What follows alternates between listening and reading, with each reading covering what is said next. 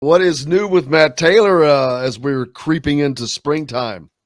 We are creeping into springtime, which means the draft is it's over. It's come and gone, and the Colts drafted last week. They picked up 8 players, 4 on day 2, 4 on day 3, and really addressed some needs, especially at the top of their draft with some pass catchers, with wide receiver Alec Pierce out of Cincinnati, tight end Jelani Woods out of Virginia.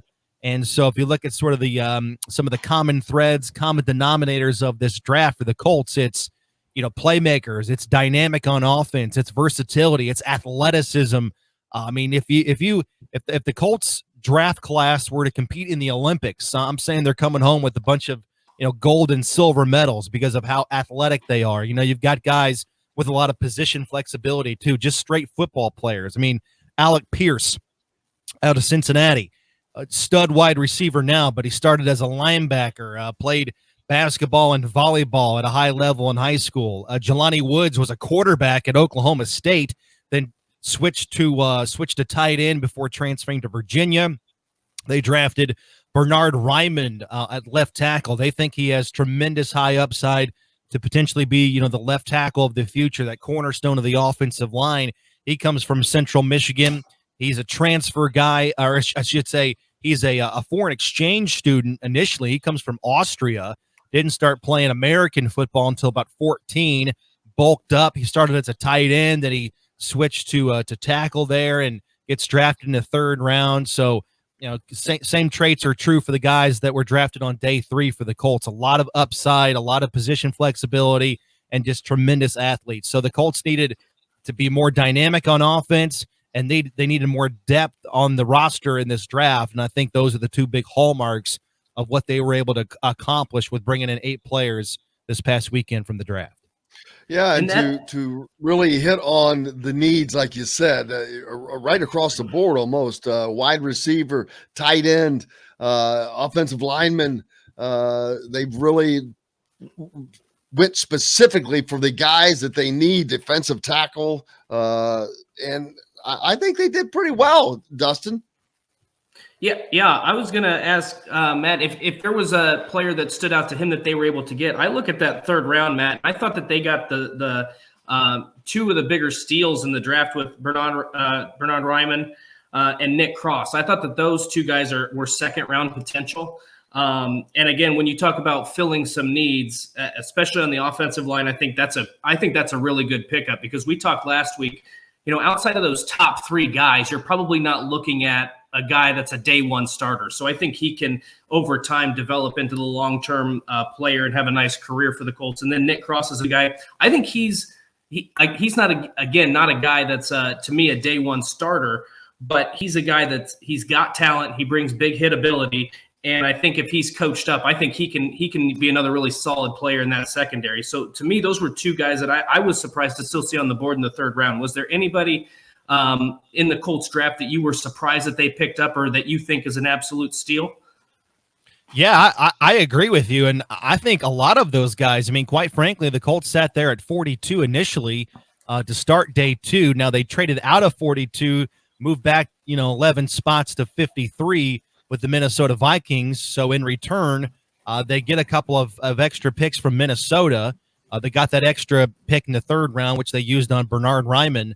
But all of the guys, Dustin, if you just stop the draft on day 2 with their first 3 picks, with Ryman, Woods, and Alec Pierce, all of those guys, in my opinion, were guys that you could have thrown in the mix at 42, and they got all 3 of them. So, I mean, that's a draft haul right there. And then, after they pick up Ryman, okay, you think the night's over, and then all of a sudden late in the draft on day 2, they move up. They give up a 4th round pick this year and a 3rd round pick next year to Denver to move up to get Nick Cross, which is a little bit surprising to me, just in the sense that, quarterback continues to be, the biggest long-term need for this team, and the quarterback class next year is certainly, to what degree it's debatable, but certainly much better than this year's crop of quarterbacks. So if the Colts were to hypothetically fall in love with a guy and want to package something for a quarterback next year, not having a 3rd round pick was certainly impacts what they can do, how much they can move up. Now, there's ways to get that back, but I thought it was interesting in that sense that they moved up in the draft to get a safety. Kari Willis is going into a contract year. Julian Blackman has been banged up. Kari Willis has also been banged up as well the last couple of years. But I think regardless of all of that, I think the fact that Nick Cross was still there, and based on their evaluation, the third round was continuing to kind of trickle, and it was nearing conclusion, and all of a sudden, really high on the board is still this guy for the Colts, Nick Cross. He was still there. They had like a second round grade, third round grade on him, and he was still high on the board, even though the third round was almost over. And they're like, listen, this guy's really high on our board, and he's still there. Let's go get him. So they were aggressive in that move, similar to how they were aggressive a couple of years ago to go get Jonathan Taylor. I'm not saying Nick Cross is Jonathan Taylor, but you get the idea. They've got their evaluation, and they stick to their gut. They stick to that process. And so they nabbed him, brought him in, and they feel good about, the process in which it took to get him into the fold here with the Colts. So, no, I was really, really surprised on both ends. The fact that they got all three of those guys that were targeted to go around 42, they get Nick Cross by trading up, and a great draft for the Colts, considering they didn't have a first-round pick, and they still get really good impact and guys that can contribute right away in 2022 as rookies. And then round 6, they're able to pull up. They pull a couple guys from Cincinnati, but Curtis Brooks, I think he's kind of it looks like could be a potential steal of the draft for the Colts. He is a guy that Luke Fickell. I talked to Luke Fickell a couple days ago, because you're right, they did draft two guys out of Cincinnati, Alec Pierce and then Brooks, and there were 4 players from that Cincinnati defense, 9 total from the program, but 4 guys on that Cincinnati defense that ended up getting drafted, including Sauce Gardner, who went number 4 overall, the cornerback, outstanding player. But Luke Fickell called Curtis Brooks the MVP of that defense from his nose tackle position, because of what you need from that spot to man the interior of that defense, right up the core, right down the middle of that defense is the hallmark of what they were trying to accomplish there with the Bearcats. And he is, that program was so well represented in the draft, so well represented in the combine and the Senior Bowl, but Brooks was the snub, and Luke Fickell was really disappointed by that. He wanted more for Curtis Brooks, and it's really cool to have him get that snub, get drafted, and then continue on his professional career here, because he's a guy that's a little bit small for that position, right? He's 6'2", 290. Stereotypically those guys are, 6'3", 6'4", 320, 325. So that, I think, turned a little bit of turned some teams off a little bit, but it's interesting. He's great for the Colts because now they're going to play this attack front under Gus Bradley. It's less about reading and reacting. It's more just get upfield, cause disruption, create havoc in the backfield, and that's what Curtis Brooks does. I mean, if you look at the analytics, I know those aren't the end-all, be-all, but Pro Football Focus had Curtis Brooks as the best defensive lineman in college football last year in pass rush win rate. He had 7.5 sacks last year as a nose tackle. He had 12.5 tackles for loss. This guy was a menace. And so I do think he has a potential to be a steal for the Colts in the 6th round. But at the end of the day, he's going to have to come in, and he's going to have to earn his spot on the roster because he's got some traffic there in front of him, right? DeForest Buckner, Grover Stewart, Chris Williams, Eric Johnson, who you talked about, was drafted out of Missouri State in the 5th round. He's another guy that's a little bit lighter for his size, but's got speed, fits exactly what the Colts want to do on defense. So those are 2 intriguing defensive tackles taken by the Colts on day 3. They have a lot of upside that fits specifically to the Colts, whereas other teams maybe didn't value those guys as much as Indianapolis did. I know you got an eye on the Colts, obviously, Matt, but I got to ask, how the hell does Baltimore do this every single draft? Where, I mean, they just seem to get the steal, some of the biggest steals or have the best draft every year. I mean, we talked about the Colts drafting really well in the middle to the back end of the draft. Obviously, they didn't have a first-round pick, but you look at Baltimore, Kyle Hamilton, the best safety in this draft class, Tyler Linderbaum, the best center in this draft class, David Ojabo, I think is probably a top 3 or 4 defensive end, edge rusher type of player. Obviously, with the injury, he slips to the second round. Then you get Daniel Fa'alele in the fourth round. You get the best punter in Jordan Stout in the fourth round, and you add a tight end, Charlie Kohler, out of Iowa State in the fourth round. Like, it just seems every year that Baltimore plays the draft almost better than any other team in the NFL. I mean, how are they able to do this every year? It's a really good question. I wish I had an answer for you. I mean, what they have, like 6 picks in the fourth round? I mean, we were watching the draft on day 3, and it's just like every other pick at the start of the draft on Saturday. It was like, here's the Ravens, and then 2 picks later, another pick by Baltimore. Yeah, they're a team that they seem to understand, like, they're kind of in line with the Patriots of old, where, you know, they don't get too sentimental on players. You know, they understand, like, how to build a team. And I think the Colts are a team like that, where, hey, at certain spots, this is what we need production-wise. And if we can go get the same production for a guy on a rookie contract, that's how you build a roster. You know, that's how you manage the salary cap. And I think to turn it into a little bit of more of a conversation on the Colts, it's, okay, we know that we need to be a solid roster top to bottom. And I think the Colts have been, and I think the Ravens have been as well.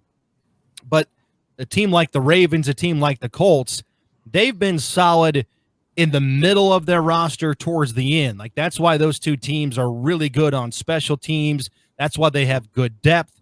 That's why a team like the Colts last year on that Christmas night, when everybody got contracted with COVID, it was like, oh my gosh, who's going to play? What are we going to do? How bad are the Colts going to lose? No, they're going to actually compete, and they're going to win because the back end of their roster is so good depth-wise, really good on special teams. But I think like a team like the Ravens, team like the Colts, I think their mission this offseason and why they did such a good job in the draft for themselves was, we need to get more top-end talent. You know, you can lose guys. Like the Colts have lost 7 players this offseason in free agency that had spent at least 4 years with the Colts. And so you ask yourself, man, they're losing a lot of good players, a lot of starting experience. How are they better this year? Well, they're better because they have more top-end talent. Matt Ryan, Unique Ngakoue, Stephon Gilmore, Alec Pierce. Okay, just because you've lost more than you've put on the team doesn't mean you're necessarily worse. It's those are the difference makers for you. Your top 10 to 15 players are your difference makers. So I think the Colts got better there this year. I think the same thing with the Ravens. I mean, they drafted very well. The Linderbaum kid out of Iowa, best center in college football. Same thing with a lot of the other players they drafted, some of the top players at their positions from college football the last couple of years. So I think the Ravens and the Colts are 2 of the best run organizations in terms of drafting, managing the cap. But the difference was this year, man, they got better in terms of the top end talent that can win them some more ball games on Sundays. Do you, just to follow up on that real quick, Matt, do you think it's because of the mindset? I get that. I appreciate the comparison there, because I think you're right. Is there a level of Baltimore and Indianapolis both seem to me like they want to win now, but at the same time, they're also building for the future. So it's almost like we always want to be consistent. We always want to be in the playoff hunt. We're never, I shouldn't say never, but we're rarely quote unquote rebuilding. Like, do you think that's maybe why it seems like these teams pick up some good draft picks here, because they're adding pieces that can contribute immediately. And then also they're like, you know what, we're going to get some guys that maybe they're not going to be here starting, or they're not going to have a rotation in year 1, but by year 3 or 4, I think they're going to be more productive players when some of these veteran guys might move on. Do you think that might be the case? Oh, absolutely. I think that's a great observation by you. And I think the guys that sort of personify that are Danny Pinter. The Colts picked him up in the 5th round a couple years out of Ball State. And you're thinking at the time, all right, well, maybe they had a more pressing need somewhere else. But if you just draft best player available, guess what? In a couple years, when Mark Glowinski is a free agent, Chris Reed's a free agent, when those guys are hitting the market and it's time for them to get paid, you don't have to panic, because you've got a guy that you've groomed for a couple years that has experience, that you've been able to develop and mold, that can slide in. And in one off season, you can plug him in at right guard. Same thing, I think, with Isaiah Rodgers. You know, you drafted him a couple years in the 6th round, and you're like, okay, this guy might make the team. He might be a kick returner, and he was the first couple of years. But guess what? He can start now, right? He's a viable starter in the NFL. I think Nick Cross has the potential to be that guy because, as I said, Kari Willis is going into a contract year. And so if that doesn't work out contractually for him to come back in free agency next offseason, I'm sure you're going to have a guy that has a year under his belt in Nick Cross that you feel can play and produce and step into that role. So, no, that's a great observation by you because, again, the Colts want to continue to replenish the roster, draft best player available, and not have to panic and reach in free agency, whether that's re-sign your own and overpay a guy that just hasn't produced, hasn't lived up to it, or bring in an outside free agent, which probably if you do that and it doesn't work out and you overpay, that sends a bad message to the locker room. So the Colts are a big believer in drafting your own, developing, and rewarding based on production.